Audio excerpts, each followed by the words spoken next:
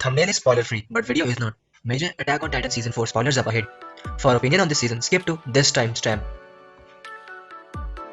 日曜なんて大嫌いです。さてと。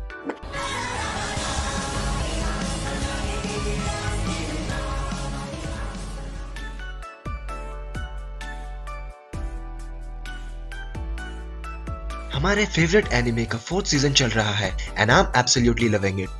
I don't know about you guys but my Sundays won't be the same after it ends. तो बिना किसी देरी के शुरू करते हैं review. Let's start with CGI Titans. I know CGI anime community में लोगों को ज्यादा पसंद नहीं है, especially the cancerous CGI of Berserk 2016 और Kingdom. Hand-drawn characters के around CGI characters just look out of place. लेकिन मापा का CGI सच में बहुत ब्यूटीफुल है. Armour Titan and jaw titans look stunning. In fact मेरे हिसाब से विड से भी ज्यादा बेहतर. अटैक वॉरहैमर और कार्ड टाइटन भी काफी अच्छे लगते हैं. सिर्फ बीस्ट टाइटन थोड़ा बुरा लगता है, लेकिन फ्रैंकली उसकी अभी तक अपीयरेंस ज्यादा नहीं हुई है और इंटरनेट पर रिएक्शन देख के तो ये अज्यूम करोगे कि वो कुछ इस तरह दिख रहा होगा. मेरी सबसे बड़ी प्रॉब्लम थी सर्वे कॉप्स में CGI का यूज, लेकिन वो कुछ सेकंड्स के लिए ही था तो उसे इग्नोर किया जा सकता है. With that aside, मापा के character design look more refined, specially the shading around ears और आईज. मैं कितने फ्रेम्स को पॉज करके कैरेक्टर्स की आईज पर डिटेलिंग देखता रह जाता हूँ. The art looks magnificent and straight out of manga. Mikasa looks as beautiful as ever. अगर उसके एक फ्रेम को हटा दे जिसमें वो एरन से पहली बार मिलती है, मिकासा को मैनकासा बोलने वालों को जनता माफ नहीं करेगी. Music selection, opening, ending track सब टॉप नॉच है और जो टाइट शेड्यूल मापा को दिया गया था उसमें शायद विड भी इतना अच्छा एनिमेट नहीं कर पाता. तो फुल मार्क्स टू मापा studio for that. I will grow up. I will be army and save Pakistan and destroy India. मुझे नहीं लगता कि किसी को भी उस बच्चे पर गुस्सा आया होगा. It's not his fault that he has been brain washed by the government propaganda. Gabi का भी यही केस है. उसने पूरी जिंदगी ये सुना है कि पैराडाइज आइलैंड के लोग डेविल हैं और उनके वजह से हमारी जिंदगी में इतनी प्रॉब्लम्स हैं and people were understanding of a situation. लेकिन गैबी ने जब साशा को गोली मार दी तो पूरा फैंडम उस पर डिवाइडेड हो गया. I mean people were uploading 1 hour looped clips of her being beaten up. Comments range from Gabby is perhaps the most sympathetic character this season to kill this child, the child must die to Piek wants to scissor Jelena. Sick fucks.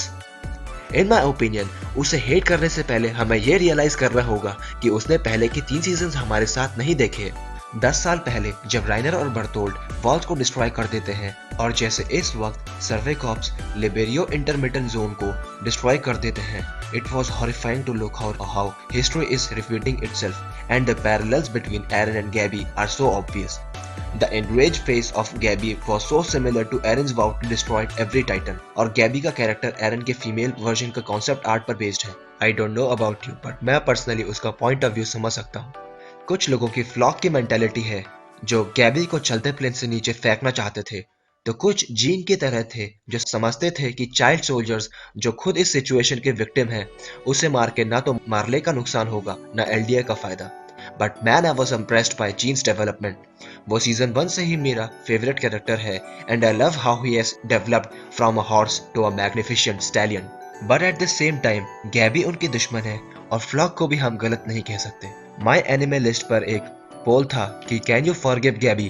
And the results were so neck to neck with 69 votes to each. Option of yes or no. क्या आप flock की side हैं या gene की? Let me know in the comments.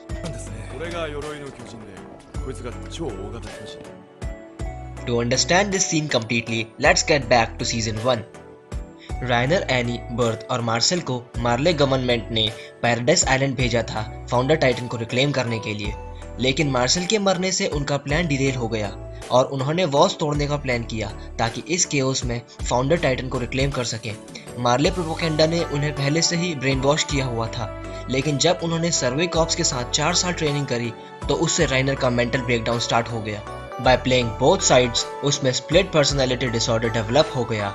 एक personality जिसमें वो titans को मारने वाला पैराडाइज आइलैंड का एक सर्वे कॉप था एंड सेकंड एक वॉरियर जो मार्ले की तरफ से फाउंडर टाइटन को रिक्लेम करने के लिए भेजा गया था.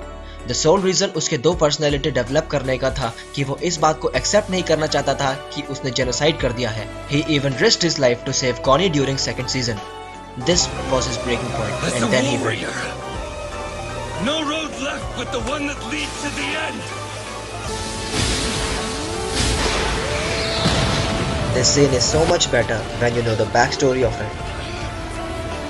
4 साल के टाइम स्किप के बाद वी सी राइनर जो PTSD से सफर कर रहा है। अब ये रिवील होता है कि राइनर के फादर एक मार्लेयन थे और उस वजह से वो अपने फादर के बिना बड़ा हुआ और अपने फादर के अप्रूवल पाने के लिए एक ऑनररी मार्लेयन वॉरियर बना, लेकिन इसके बाद भी उसके फादर उसे लिटरली भगा देते हैं।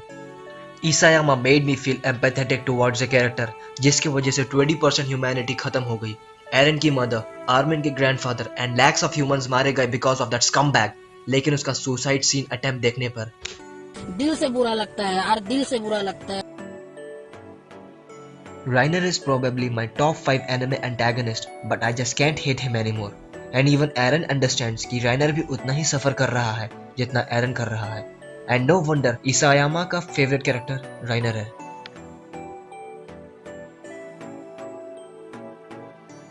इस सेक्शन में मैं इंटरनेट से मिली हुई कुछ डिटेल्स आपके साथ शेयर करूंगा इस सीजन के बारे में।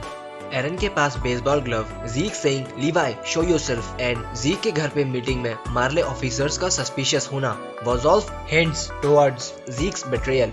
राइनर की made up story of how he saw titans wasn't made up. In fact वो पूरी एक एक्चुअल कैरेक्टर की स्टोरी थी जो पहला सीजन स्टार्ट होने से पहले सुसाइड कर लेता है। अपनी स्पीच से पहले Willy was sweating, not because of stage fright but because उसे पता था कि वो मरने वाला है। जोफिया को एक एल्डियन वुमन बैड लक के बारे में बोलती है about 2 episodes before she gets obitoed. Sasha spared Gabi but Gabi killed her. Jean tried to kill Falco and Falco saved him. ये छोटा सा इंटरेक्शन इन एपिसोड 7 and 8 बताता है कि despite being brought up in same surrounding दोनों warriors कितने different हैं। Eldians जो आर्मबैंड पहनते हैं is a call back to Jews during Nazi Germany. Liberio internment zone is inspired by concentration camps.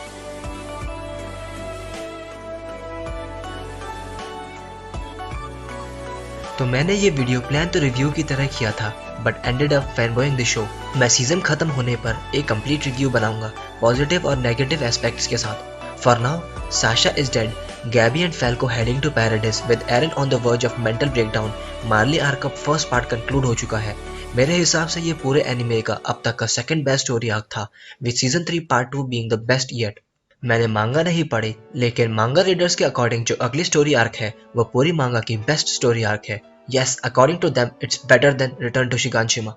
Attack on Titan is already among the best anime ever made, and in the same league is One Piece, Berserk, Legend of Galactic Heroes. और अगर Attack on Titan इस quality को maintain करता है तो I think it's gonna be the anime that defies this generation and be talked about for years to come.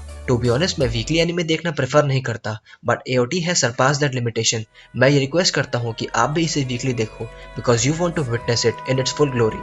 Just like 3 Idiots in Bollywood, Shawshank Redemption in Hollywood, Breaking Bad on TV, Attack on Titan is a genre-defining instant classic.